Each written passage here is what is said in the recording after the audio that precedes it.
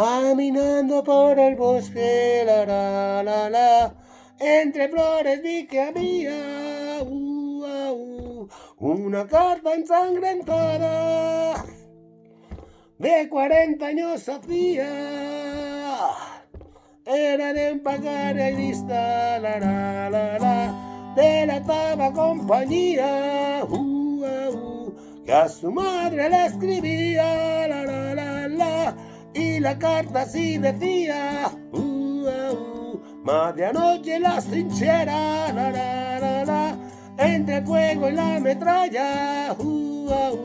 vi al enemigo correr, la noche estaba cerrada, apunté con mi fusil,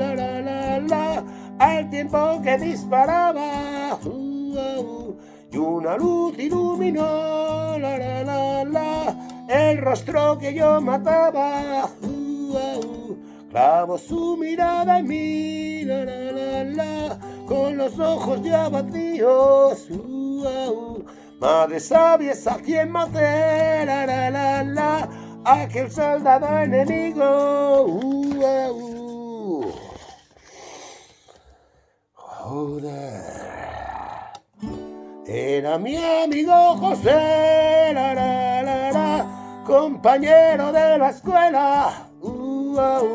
a quien tanto yo jugué, a soldados y a trincheras.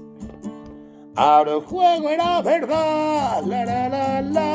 ay mi amigo ya se entierra, madre yo quiero morir, ya estoy harto de esta guerra, si te vuelvo a escribir, tal vez lo haga desde el cielo, donde encontraré a José,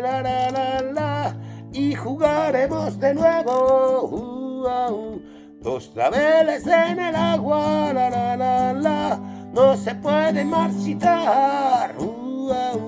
dos amigos que se quieren, no se pueden olvidar.